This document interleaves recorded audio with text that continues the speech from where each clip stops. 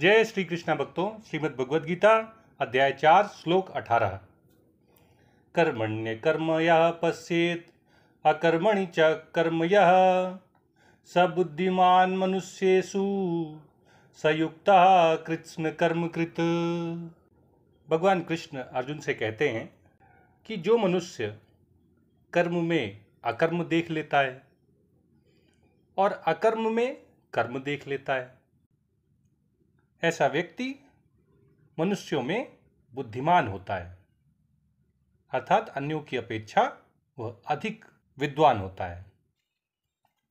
ऐसा मनुष्य योगी होता है और उसके सारे कार्य पूरे हो चुके होते हैं, अर्थात अब उसके कर्म करने का कोई प्रयोजन नहीं रहता है। वह केवल लोक संग्रह के लिए, दूसरों के हित के लिए ही कर्म करता है। भगवान कृष्ण अर्जुन को कर्म, अकर्म और विकर्म के बारे में बता रहे हैं ताकि उसका मोह नष्ट हो जाए, वह जन्म मरण के बंधन से मुक्त हो जाए।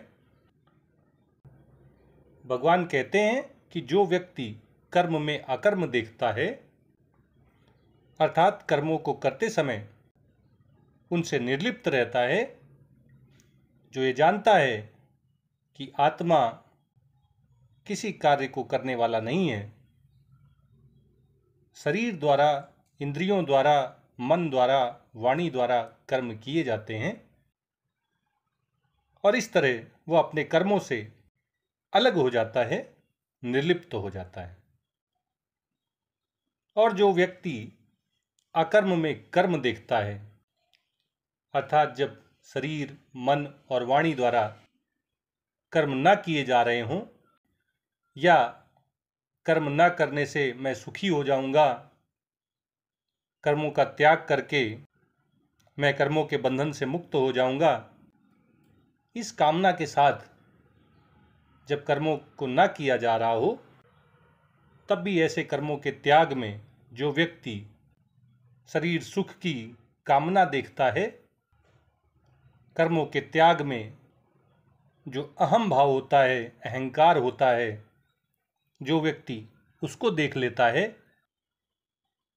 भगवान कहते हैं कि ऐसा व्यक्ति मनुष्यों में बुद्धिमान होता है, अर्थात सामान्य मनुष्यों से वह श्रेष्ठ होता है, विद्वान होता है। सामान्य मनुष्यों की अपेक्षा वो बुद्धिमान होता है। और भगवान कहते हैं कि ऐसा व्यक्ति योगी होता है, वह सिद्धि और असिद्धि में एक समान रहता है। सफलता या असफलता के आ जाने पर वह विचलित नहीं होता है, समभाव में बना रहता है और वह अपने कर्मों को निर्लिप्त होकर करता रहता है, इसलिए वह योगी कहलाता है। और ऐसे व्यक्ति के सभी कार्य पूरे हो चुके होते हैं, उसके लिए कुछ करना शेष नहीं रह जाता है, क्योंकि उसकी कोई इच्छा नहीं होती है, उसकी कोई कामना नहीं होती है, उसे कुछ पाने की, कुछ बनने की, कुछ त्यागने की अभिलाषा नहीं होती। उसकी सभी इच्छाएं, उसकी सभी वासनाएं, उसकी सभी कामनाएं पूरी हो चुकी होती हैं। वह केवल लोक संग्रह के लिए, लोगों को सही मार्ग पर लाने के लिए, लोगों के सामने एक आदर्श स्थापित करने के लिए अपने कर्मों को निर्लिप्त होकर निस्वार्थ भाव से, निष्काम भाव से करता है।